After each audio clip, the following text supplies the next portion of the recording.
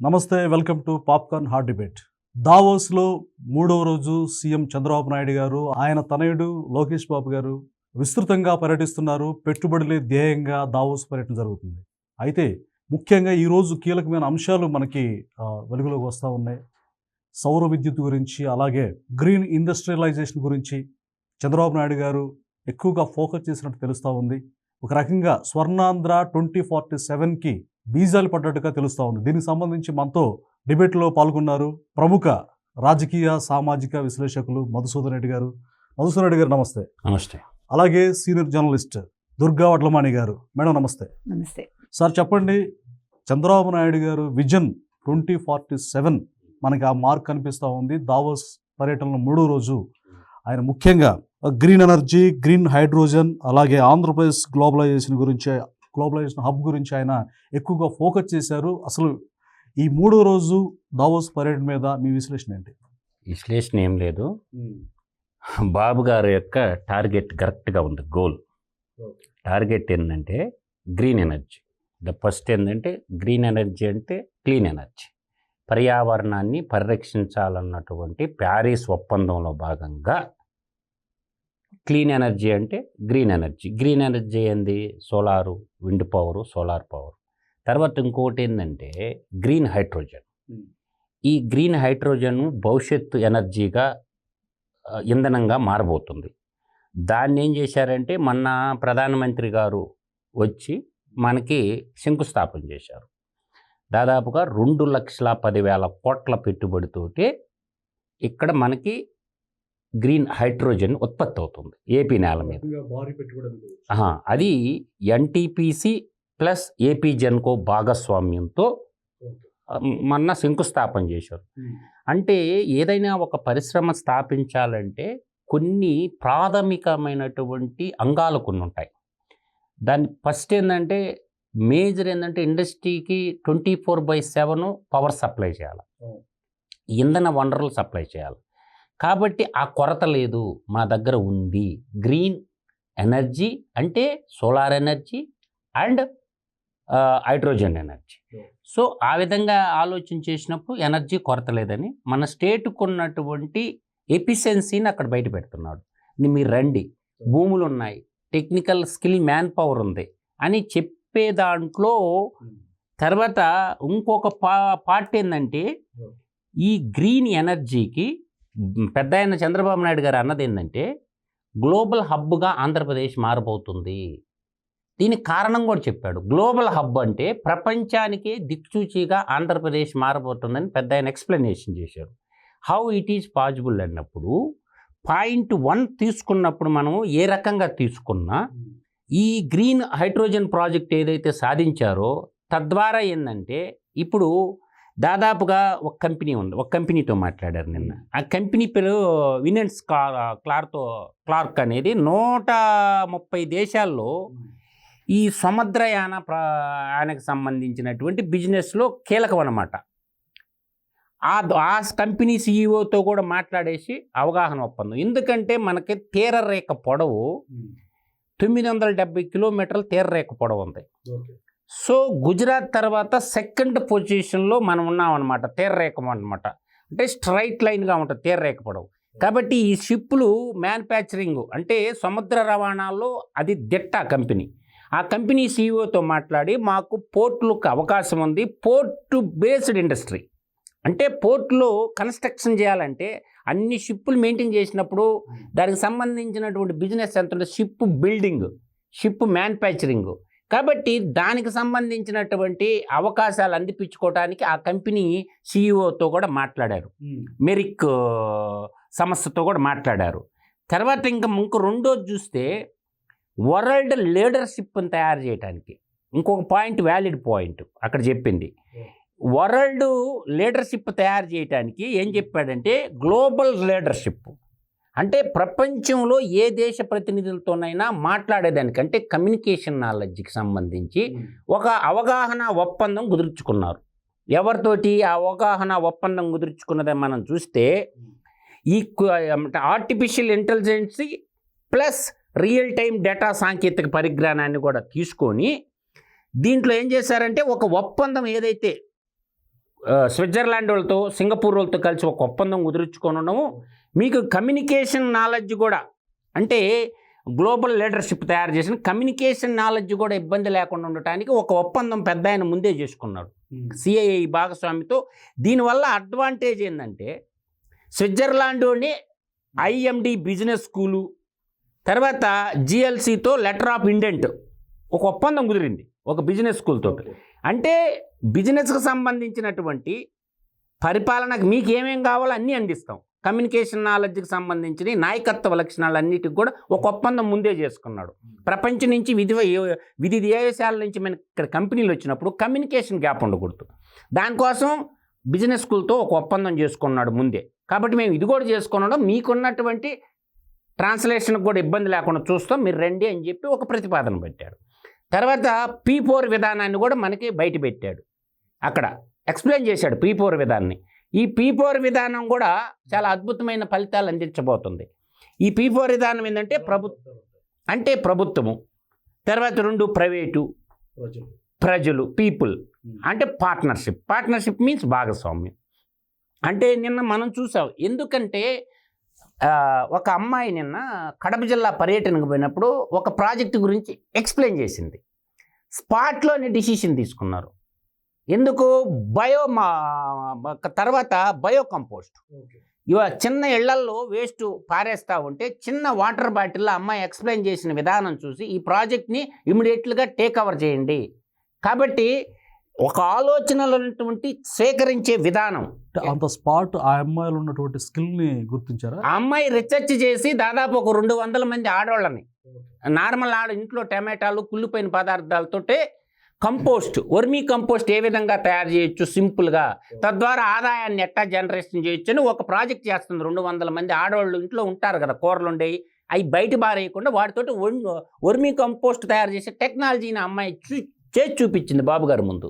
కాబట్టి దీనివల్ల రైతులకు మేలు ఉంటుంది. హార్టికల్చర్లో కానీ వ్యవసాయ రంగంలో కానీ ఈ రైతులకు కూడా మనం ఇచ్చు తక్కువ ఖర్చుతో వస్తుంది అని చెప్పి సీఎం గారికి ఎక్స్ప్లెయిన్ ఇవ్వటం వల్ల స్పాట్లో కూర్చున్నాడు, ఒక అరగంట విన్నాడు, ఈ టేక్ ఓవర్ చేయండి, ఎంత డబ్బు అయినా పెడదాము దీనికంటే. అదే ప్రభుత్వము, ప్రైవేటు, ప్రజలు, పార్ట్నర్షిప్ అంటే ఇదే. అంటే చిన్న చిన్న ఆలోచనలు. ఎందుకంటే ఈ ఐఏఎస్ ఆఫీసర్లు, ఐపీఎస్ ఆఫీసర్లు ఏం చేస్తున్నారంటే అనకూడదు కానీ వాళ్ళని ఒక 10 మంది పని చేస్తారు, మిగతా వాళ్ళంతా బాదం పప్పు తినడానికి, ఒళ్ళు పెంచుకోవటానికి, లంచాలు తీసుకోవటానికి ఉర్రు. కాబట్టి వాళ్ళకి ఒళ్ళు వంచి పని చేపించేటట్టు చేయాలి. ఎందుకంటే సామాన్యులు కలవరు, ఐఏఎస్ ఆఫీసర్లో సామాన్యులు పోతే కలవరు. వాళ్ళు ఏదో పెద్ద దైవాంతో సంభూతులైనట్టు, పైనుంచి ఆకాశం నుంచి ఊడిపడినట్టు, ఎవడన్నా చెప్పేది కూడా వినరు, డోర్లు వేసుకుంటారు, బంట్రోతులు పెట్టుకుంటారు.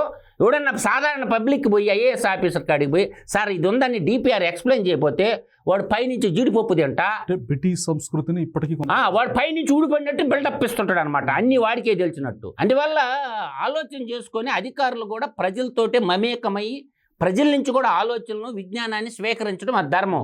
ఒకసారి ఐఏఎస్ స్కూట్ ఎక్కించినాక పెద్ద పోటుగాడు అనుకుంటాడు. కాబట్టి ప్రజల నుంచి కూడా ఐడియాలజీని స్వీకరించాలి. రైట్ మేడం, మీరు చెప్పండి.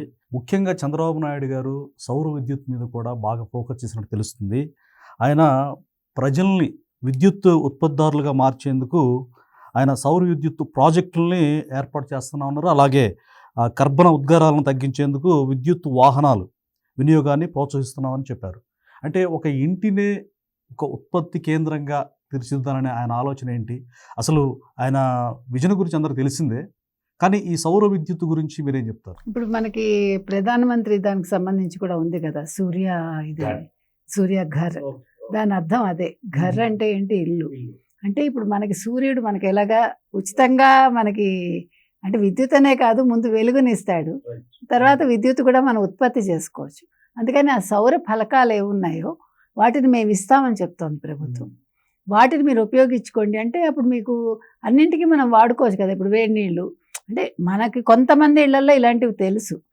తర్వాత ఇప్పుడు బయోగ్యాస్ లాగా అనుకోండి. సో వీటి వల్ల ఏమవుతుందంటే ఉత్పాదన పెరుగుతుంది, ఖర్చు తగ్గుతుంది, ఆరోగ్యానికి మంచిది, పర్యావరణానికి మంచిది.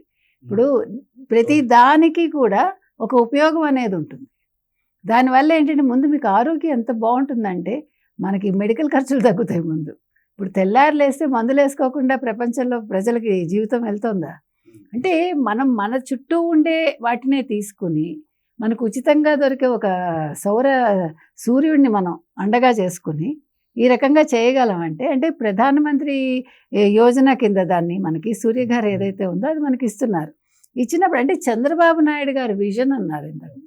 ఆయన విజన్ ఎలా ఉంటుందంటే, మనం చాలాసార్లు నిన్న కూడా చెప్పుకున్నాం, మనం 10 ఏళ్ల తర్వాత వచ్చేదాన్ని ఇవాళ తీసేసుకుంటాడు. ముందు ఇప్పుడు సిఐతో ఒప్పందాలు చేసేసుకున్నాడు కదా, ఇప్పుడు 95 నుంచి వాళ్ళతో ఆయన అనుసంధానం అయి ఉన్నాడు. అంటే 10 ఏళ్ల తర్వాత దీని ఉపయోగం ఉంటే, ఒక చిన్న పదం విన్నారనుకోండి, ఆయన రీసెర్చ్ చేసేసుకుంటారు. అసలు ఇప్పుడు యువత సైతం ఒక రకంగా యూత్కి ఆయన ఛాలెంజ్ విసురుతున్నట్టుగా ఆఫ్ కోర్స్ ఆయన ఇప్పుడు ఇవాళ ఒక 35 ఏళ్ళు నవయువకుడు అనుకోండి మీరు. ఆయనకి 74 ఏళ్ళు కదా, దాన్ని తిరగేసినా తప్పలేదు. 47 అనుకున్నా కూడా ఇంకా ఎక్కువే, సింపుల్గా చెప్పాలండి. ఎంత షార్ప్గా స్పాంటిన్యూస్గా ఆలోచనలు ఆయనకి, మనం ఆయన మేధస్సుని ఎలా అర్థం మీరు చేసుకోవాలి? కొలవలేరండి, మేధస్సుకి కొలత లేదు కదా. మేధస్సుని మనం కొలవలేము. అంటే అది కొంతమందికి అది వాళ్ళ అదృష్టం, వాళ్ళ అమ్మా నాన్నల అదృష్టం అంతే. నిజంగా చెప్పాలంటే ఇప్పుడు మేధ ఉండడం వేరు, ఆ మేధని ఉపయోగించడం వేరు, ఆ మేధని 10 మందికి ఉపయోగపడేలా చేయటం వేరు. ఇప్పుడు చంద్రబాబు నాయుడు గారు ఎకనామిక్స్ చదువుకున్నారు, అందరం ఎకనామిక్స్ చదువుకున్నాం, కానీ ఇంప్లిమెంట్ చేసేది అది. అంటే అక్కడ డిఫరెన్స్ వస్తుంది మీకు.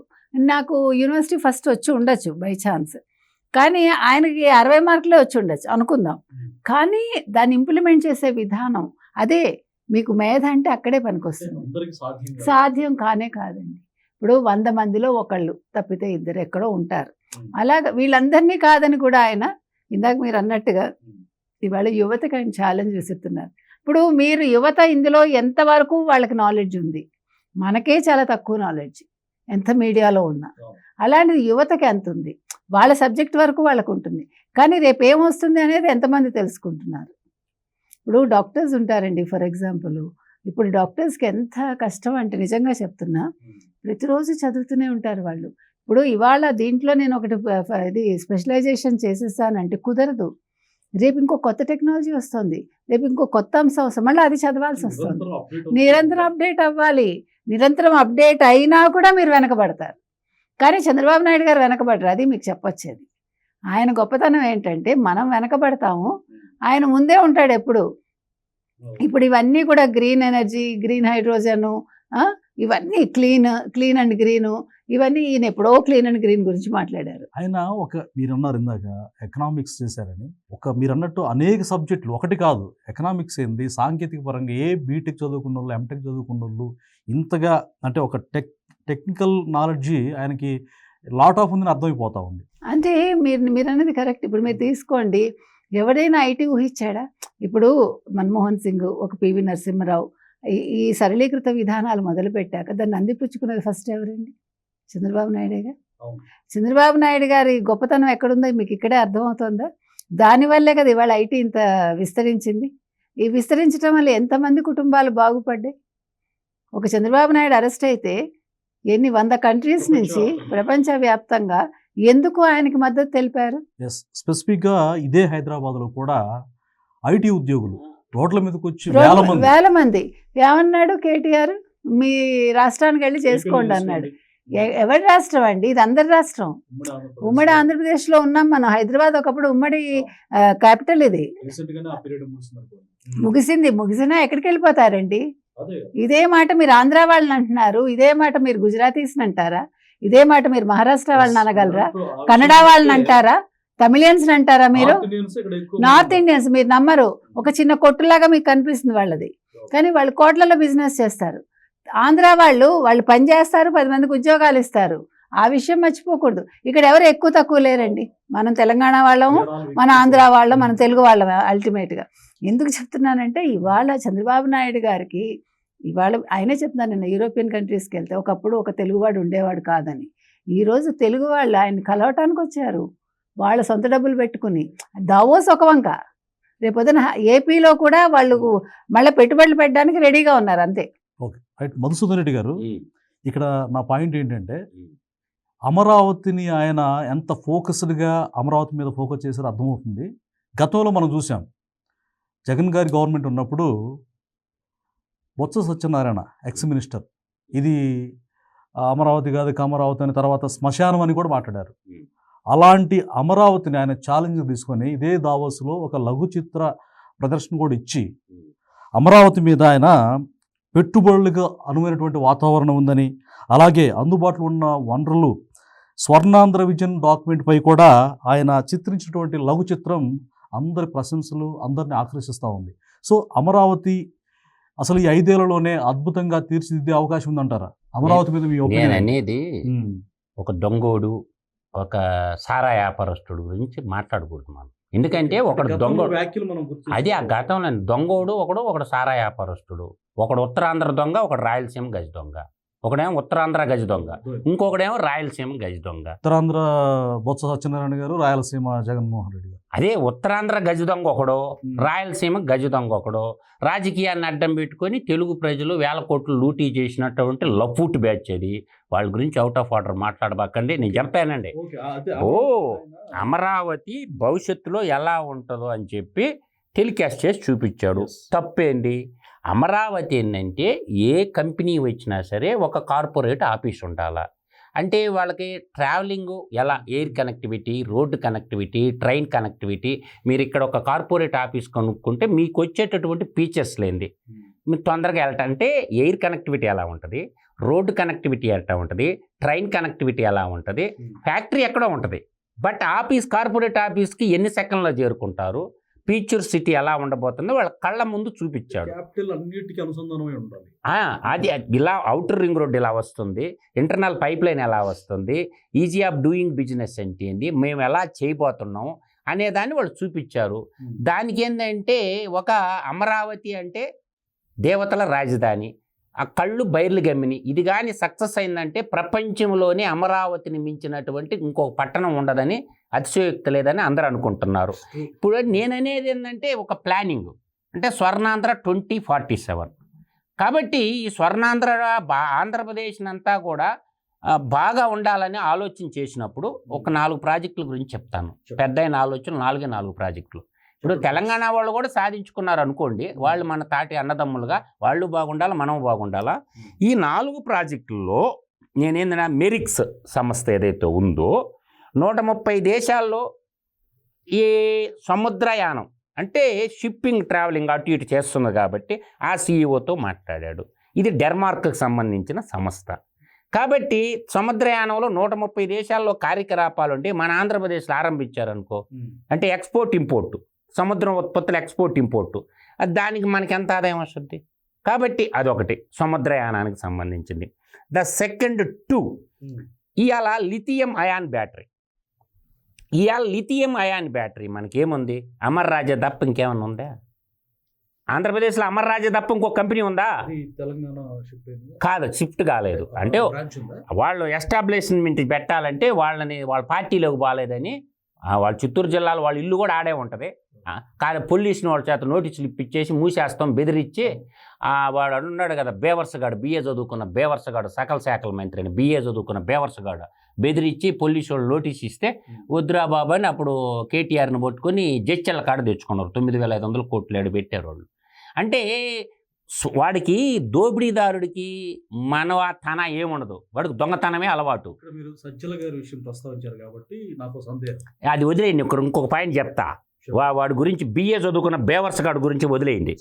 వాడు గజ దొంగ, వాడు జర్నలిస్ట్ ముసుగు తగిలించుకున్న గజ దొంగ. రాష్ట్ర పాయింట్ ఏం లేదు అంటే సలహాదారు అనే వ్యక్తి గోప్యంగా ఒక వాల్యుబుల్ సలహాలు సీఎం గారికి ఇవ్వాలి కదా. సకల శాఖల మంత్రులుగా ఆయన ఎందుకని బాగా ఇన్వాల్వ్ అయిపోయి ఒక పొలిటికల్ లీడర్ కంటే రాష్ట్రం సర్వనాశనం కావటానికి వాడే కారణం. రాష్ట్రం సర్వనాశనం అయిపోయింది. అందువల్ల మిలిటరీ గురించి మాట్లాడబాకండి. ఇప్పుడు రెండోది ఏంటంటే లిథియం బ్యాటరీ కంపెనీ, ఇంకొక కంపెనీ గురించి కూడా రాష్ట్రంలో ప్లాంట్ ఏర్పాటు చేయమని దక్షిణ కొరియాకి సంబంధించిన కంపెనీ వాళ్ళతో మాట్లాడారు. మీకు ఏ ఇబ్బందులు లేకుండా చూస్తాం అంటే. ఇప్పుడు సోలార్ ఎనర్జీ వచ్చింది, దాన్ని ఎక్కడ స్టోర్ చేయాలా? బ్యాటరీలోనే స్టోర్ చేయాలా? ఇలా ఎలక్ట్రికల్ బస్సులు అంటున్నాం, ఎలక్ట్రిక్ బస్సులకు బ్యాటరీ కావాలిగా. ఇన్వర్టర్ అంటే బ్యాటరీ. ఇంకే బ్యాటరీలకి ఎంత బిజినెస్ ఉంటుంది అంటే, మనం ఏదైతే ఎనర్జీ అనుకుంటున్నారో, ఏది గ్రీన్ ఎనర్జీ, అది ఎక్కడ స్టోర్ చేయాలా? ఇప్పుడు సోలార్ నుంచి ఎనర్జీ వచ్చింది, దాన్ని ఎక్కడ స్టోర్ చేయాలా? లిథియం బ్యాటరీ కావాలా. ఆ పరిశ్రమలకి ఎక్కువ తెచ్చుకుంటే ఉత్పత్తి అయిన దాన్ని స్టోర్ పెట్టుకొని నైట్ పూట వాడుకోవటానికి ఎలక్ట్రికల్ బస్సులు, ఎలక్ట్రికల్ స్కూటర్లు, ఎలక్ట్రికల్ ఆటోలు, ఎలక్ట్రికల్ కార్లు అన్ని ఎలక్ట్రికల్కి సంబంధించినప్పుడు బ్యాటరీ ఇండస్ట్రీ అనేది ఒకటి ఉండాలి మనకి, అత్యంత అవసరం. తర్వాత సోలార్ ఎనర్జీ అన్నప్పుడు ఫోటో వాల్టిక్ సీట్లు మ్యానుఫ్యాక్చరింగ్ యూనిట్ కూడా రావాలి ఆంధ్రప్రదేశ్. ఇప్పుడు వరకు లేదు ఒక్కటి కూడా. పీవీ సీడ్స్కి సంబంధించిన మ్యానుఫ్యాక్చరింగ్ యూనిట్ మనకు లేదు. ఫోటో వాల్టిక్ సీడ్స్ అంటారు, దాంతో కూడా మాట్లాడుతున్నారు. అంటే మౌలిక వసతులు అంటే ఇయే. ఇప్పుడు ఒక ప్రాజెక్టు చుట్టూ ఎన్ని ముసురుకుంటాయి. ఇంజనీరింగ్తో పాటు, ఎలక్ట్రికల్తో పాటు బ్యాటరీ కంపెనీలు ఎన్ని ఉన్నాయి. మనం కెపాసిటీ అందించగలమా ప్రజలందరికీ ఉన్నప్పుడు? ఇది ఆర్డర్ ఆఫ్ డెవలప్మెంట్ అన్నమాట. ఇవన్నీ ఉంటే కంపెనీ వచ్చి పెడతారు. ఇంకొక పాయింట్, వ్యాలిడ్ పాయింట్ ఏముందంటే మనకి ఇక్కడ బాటిలింగ్ బాగా గుర్తుపెట్టుకోవాలి. ఇక్కడ ఇంటిగ్రేటెడ్ బ్రోవరీ బాటిలింగ్ యూనిట్ ఏర్పాటుకి క్లార్క్స్బర్గ్ గ్రూపు సిఇఓతో అదే జోకర్ అరూప్ తోటే ఒకటి మాట. అంటే బాటిలింగ్ ఇండస్ట్రీ అంటే ఏదైతే ఎందుకు నాకైతే ఈ గ్లాస్ తోటే బాటిల్ తయారు చేస్తారు. ఈ ఎక్కడ సేల్ ఉంటాయి సార్ అంటే ఈ లిక్కర్ కన్సంప్షన్ బాటిల్ ఉంటుందా వాటికి ఉంటాయి అన్నమాట. అంటే రోజు తాగి పడేస్తుంటారు కదా, ఈ తాగుబోతులు బ్యాచ్ ఉంటారు కదా, మద్యపాన ప్రియులు ఉంటారు కదా, భారతదేశంలో హైయెస్ట్ ట్యాక్స్ పేర్లు వాళ్ళే కదా. వాళ్ళతోటి ఏం చేశాడంటే బాటిల్స్ కావాలి కాబట్టి ఆ గ్లాస్కి సంబంధించినటువంటి క్వాడ్జ్ మెటీరియల్ మన దగ్గర ఉంది కాబట్టి ఆ బాటిలింగ్ ఇండస్ట్రీ అదొకటి. గ్లాస్కి సంబంధించిన గ్లాస్ ఇండస్ట్రీస్కి అంటే ఏదైతే బేవరేజ్ తయారు చేస్తారో లిక్కర్ ఉత్పత్తిదారులకు బాటిల్ ఆడ తెచ్చుకుంటారు కాబట్టి ఆ ఇండస్ట్రీని ఒకటి. తర్వాత ఇంకోటి స్మోకింగ్ ఇంజూరియస్ టు హెల్త్ అంటారు కదా, ఉంటుంది కదా, తాగితే చచ్చిపోతారని. అది టొబాకో ఉత్పత్తి ఎక్కడ ఎక్కువ జరగద్ది భారతదేశంలో తెలుసా? ఆంధ్రప్రదేశ్లోని. టొబాకో అత్యధికంగా ఉత్పత్తి చేసేది ఆంధ్రప్రదేశే. ఈరోజు ఇటు మన నెల్లూరు జిల్లాలో 2 బోర్డులు ఉంటాయి. ఒకటి డీసీపల్లి బోర్డు అని, ఇంకోటి ఏమో కలిగిరి బోర్డు అని, అంటే మా సొంత మండలం. తర్వాత ఆ పక్క వచ్చేలాగే కందుకూరు బోర్డు ఉంటుంది, కనిగిరి బోర్డు ఉంటుంది. ఒంగోలు టౌన్లో 2 బోర్డులు ఉంటాయి. ఒంగోలు టౌన్లో 2 బోర్డులు ఉంటాయి. అట్లా ఈ కొంత ఏంటంటే విజయనగరం జిల్లాలో కూడా ఎక్కువ పండిస్తారు. రాజమండ్రి కేంద్రకంగా ఖమ్మం జిల్లా, ఒంగోలు జిల్లా, ఎక్కువగా ప్రకాశం జిల్లా, అటు నెల్లూరు జిల్లాలో ఉదయగిరి తాలూకా, ఆత్మకూరు తాలూకా, ప్రకాశం జిల్లా మొత్తం ఉంటుంది. అత్యధికంగా ఉత్పత్తి చేసేది. కానీ సిగరెట్ మ్యానుఫ్యాక్చరింగ్ యూనిట్ లేదు. అత్యధికంగా రా మెటీరియల్ ఉత్పత్తి చేసేది ఆంధ్రప్రదేశ్. మతలబ్ ఏంటంటే ఆడ ఐటీసీ వాళ్ళు అక్కడ పెట్టుకున్నారు, ఎక్కడ కోల్కతాలో పెట్టుకున్నారు మ్యానుఫ్యాక్చరింగ్ ప్లాంట్. ఇక్కడ మ్యానుఫ్యాక్చరింగ్ ప్లాంట్ లేదు. ఇక్కడ ఉత్పత్తి జరగద్ది, ఇక్కడే గ్రేడింగ్ జరగద్ది, ఎక్కడి నుంచి ఎక్స్పోర్ట్ అయిపోద్ది. మ్యానుఫ్యాక్చరింగ్ ఎక్కడ ఉంది? కోల్కతాలో ఉంది. కాబట్టి ట్యాక్స్లు ఎక్కడికి పోతాయి? అందువల్ల ఏం చేసిండే ఒక సిగరెట్ కంపెనీ వాడితో మాట్లాడితే దాన్ని కూడా తీసుకొస్తుంది. అంటే రా మెటీరియల్ ఉంది, మా దగ్గర రా మెటీరియల్ ఉంది, గ్రేడింగ్ ఉంది, మీరు 7 ఇండస్ట్రీ పెడితే రా మెటీరియల్ మేము ఇష్టం, ప్రపంచంలో మీరు ఎక్కడికన్నా సప్లై చేస్తారు. సంపద కంపెనీని మ్యానుఫ్యాక్చరింగ్ యూనిట్ ఒకదాన్ని మాట్లాడిండు, అది కూడా మనకి వస్తుందన్నమాట. అందువల్ల నేను అంటుండే వ్యాలిడ్ పాయింట్ ఏంటంటే ఆలోచన చేసుకుంటే ప్రపంచం విశాలంగా గ్లోబలైజేషను, లిబరలైజేషన్లో భాగంగా గ్లోబలైజేషన్ విశ్వవ్యాప్తమైనటువంటిది కాబట్టి ఒక ప్రోగ్రామ్ ఉంది కాబట్టి మనం ఉత్పత్తి చేసి తక్కువ ధరలకి ఏ దేశాలకు ఆ దేశాలకు ఎక్స్పోర్ట్ చేసుకోవాలి. అత్యధిక ఆస్తి ఏంటి? మానవ వనరులు. పుష్కలంగా ఉండేది ఏ దేశం? భారతదేశంలోని అత్యధిక యువత ఉన్న దేశం భారతదేశం. కాబట్టి మనం ఉత్పత్తి చేసుకొని ప్రపంచానికి ఏం కావాలో ఎక్స్పోర్ట్ చేసుకుంటే విరివిరిగా విదేశీయ మార్గద్రవ్యం మనకు వచ్చి పడిపోద్ది. అది అన్నమాట. నేను ఆలోచన విధానం ఏంటంటే పెద్ద ఆయన అంచనా తక్కువ అంచనా ఇవ్వకండి. ఆయన ఏదన్నా చెప్పిండంటే అది ముందు జరిగితేరద్దు. మీ దగ్గరికి వస్తా మధుసూదన్ రెడ్డి గారు. మేడం గారు, ఇక్కడ ఈ విషయాలు, ఇంత గొప్ప విషయాలు చర్చకు వచ్చిన తర్వాత నాకు ఒకసారి పాస్ట్ గుర్తు వస్తూ ఉంది. ఏంటంటే అది ఇంత పెద్ద ఒక రకంగా ఆంధ్రప్రదేశ్కి గొప్ప ఆస్తి అనుకో చంద్రబాబు నాయుడు గారిని, నిస్సందేహంగా. అలాంటి వ్యక్తిని ఎన్ని హింసలు పెట్టారో అసెంబ్లీ సాక్షిగా ఆయన ఎప్పుడు నిండుకుండలా ఉంటారు. అలాంటి వ్యక్తి ఒక్కసారిగా ఆయన అరెస్ట్ అయ్యారు, తట్టుకోలేకపోయారు. అంటే ఎంత హింసని మెంటల్లీ ఆయన అనుభవించుంటారు. నెక్స్ట్ అంతటితో ఆగకుండా స్కిల్ డెవలప్మెంట్లో ఏదో అన్యాయం జరిగిందని, దుర్మార్గం జరిగిందని ఆయన్ని 53 రోజులు జైల్లో పెట్టారు. అప్పుడు కనీసం సరైనటువంటి వసతులు కూడా కల్పించిన పరిస్థితి. ఆయన అంటే దీని ఇంటెన్షన్ ఏంటి వెనక ఏముందని అంటే మనకు అర్థం ఉంది క్లియర్గా. ఆయన్ని ఫిజికల్గా ఎలిమినేట్ చేయాలన్నటువంటి దురుద్దేశం తప్ప వేరే ఒకటి లేదని అర్థమైపోతుంది. అలాంటి వ్యక్తిన మనం ఇట్లా ఇంత హింస పెట్టింది అన్న ఒక పశ్చాత్తాపం కూడా ఇప్పటికి కూడా జగన్మోహన్ రెడ్డి గారికి లేదు. కానీ అమరావతిని చిదిమేయాలని చూశారు. ఇప్పుడు అద్భుతంగా అదే వ్యక్తి నిజంగా దేవుడి స్క్రిప్ట్ అంటే ఇదేనేమో. ఇప్పుడు ఈ చంద్రబాబు నాయుడు గారు వాళ్ళ మీద ప్రతీకారం పక్కన పెడితే అభివృద్ధి మీదనే ఆయన ఫోకస్ చేశారు. సో ఈ రెండింటిని బేరీ చేసుకుంటే చంద్రబాబు నాయుడు గారికి అంటే దైవ సంకల్పం ఏ విధంగా తోడుందని మీరు అంటే స్పిరిచువల్గా ఏం చెప్తారు అసలు ఆయన ఈ ఎపిసోడ్లో మీరు? అంటే స్పిరిచువల్గా అంటే మీరు చూసారో లేదు, నిన్న ఒక ఎపిసోడ్ చేస్తే ఒక వీడియో చేస్తే కింద కమెంట్స్ చూస్తే ఆయన రాజర్షి కమెంట్స్ చెప్తున్నాం మీకు. ఆయనకి యోగ సాధన ఉంది అంటే మీరు ఇప్పుడు కరెక్ట్గా అడిగారు. అది ఎంత లింక్ అయింది చూడండి, ఎంత లింక్ అయింది చూడండి. అంటే ప్రజల భావన కూడా అలాగే ఉంది రాజర్షి. ఎందుకంటే నిన్న మనం మాట్లాడుకున్నాం ఆయన అంత చలిలో అదే బట్టలు వేసుకుని అని మనం మాట్లాడుకున్నప్పుడు దాని కింద వాళ్ళు ఇది పెట్టారు అంటే అంటే ఒక మనిషి యోగ సాధన అంటే వేరే ఏం లేదు. ఇప్పుడు మీరు యోగా చేసి మీరు ఏమంటారు కాన్సన్ట్రేట్ చేసి మీరు ఒక స్పిరిచువాలిటీకి వెళ్ళినప్పుడు మీకు ఇవన్నీ ఏవి కనిపించవు. ఆయన యోగ సమాధిలోకి వెళ్ళారేమో ఒక రకంగా. అందుకనే ఆయన్ని ఈ చుట్టుపక్కల ఇది లేదు అది లేదు అవేం బాధించలేదు ఆయన్ని. అలాంటి వాళ్ళకి బాధించదండి. సడలు మీకు ఎందుకు సడలుతుంది? ఇప్పుడు మనిషికి ఈ తిండి లేదు, ఇవాళ మనకి ఏంటో ఇవాళ కాఫీ దొరకలేదు అంటే మామూలు సాధారణ విషయాలు మనం ఆలోచిస్తాం. అబ్బాయి ఇవాళ పొద్దున్నే లేచి కాఫీ తాగలేదు, తలనొప్పి అవసరంలా. ఆయన ఆ సాధనలో ఉన్నారు కాబట్టి ఆయనకి ఇవన్నీ కూడా దూరం అయ్యాయి. దూరం అయ్యి ఆయన ఇంకా అంటే మానసికంగా ఆయన చాలా దృఢంగా తయారయ్యి ఆ దృఢత్వం వల్ల ఆయన 53 రోజులు ఆయన కళ్ళు మూసుకున్నట్టే లెక్క. సరే ఇవి ఎంతకాలం ఉంటుందో ఉండని చూద్దాం అంటే దాన్ని ఎదుర్కొన్నాడు. ఆయన మానసికంగా ఎదుర్కొన్నాడు, శారీరకంగా ఇవన్నీ ఆయనకేం చేయలేదు. ఎప్పుడైతే మానసిక దృఢత్వం ఉంటుందో మనిషికి ఆయన ఏదైనా అచీవ్ చేస్తారు ఎవరైనా సరే. సో అది ఆయనకి ఇవాళ మీరు ఆయన గమనించారంటే ఆ యోగ సాధన ఏదైతే ఉందో స్పిరిచువాలిటీ అన్నారు మీరు, అది ఇవాళ ఆయన కాపాడుతోంది. ఇప్పుడు ఆయన ఎంత తింటారో మనకు తెలియదు, ఎప్పుడు తింటారో మనకు తెలియదు, ఎప్పుడు చూసినా పనిలో ఉంటాడు ఆయన. అందుకనే పెద్దవాళ్ళు ఎప్పుడూ కూడా ఈట్ లెస్ వర్క్ మోర్ మాకందరికీ అవే నేర్పించారు మా ఇళ్లలో. తక్కువ తిను ఎక్కువ పని చేయి. తినేది కూడా మనం బలంగా ఎంత కావాలో అంత. ఆకుపచ్చ, ఎరుపు అంటే మీకు అర్థమైందా? ఆరెంజ్, తెలుపు అంటే ఆకుపచ్చ అంటే ఆకుకూరలు, ఆరెంజ్ అంటే క్యారెట్ లాంటివి, ఎరుపు అంటే కందిపప్పు, తెలుపు అంటే పెరుగు. మాకు అట్లా నేర్పించారు. ఈ 4 తిన్నారనుకోండి మీకు ఆరోగ్యం బాగుంటుంది, మీరు ఎంతసేపు అయినా ఉత్సాహంగా ఉంటారు. అంటే వాళ్ళు ఊరికే చెప్పలేదు, సింపుల్గా పొద్దున్న పూట కూడా మనకి బలాహారం అంటాం మనం. పలహారం అంటే బలాహారమే. ఆ బలాహారం అంటే ఏంటి? ఎక్కువ తొందరగా జీర్ణం అయ్యే ఇడ్లీయో అట్లా అన్నమాట. అంటే ఆవిరి మీద ఉడికిచ్చేది.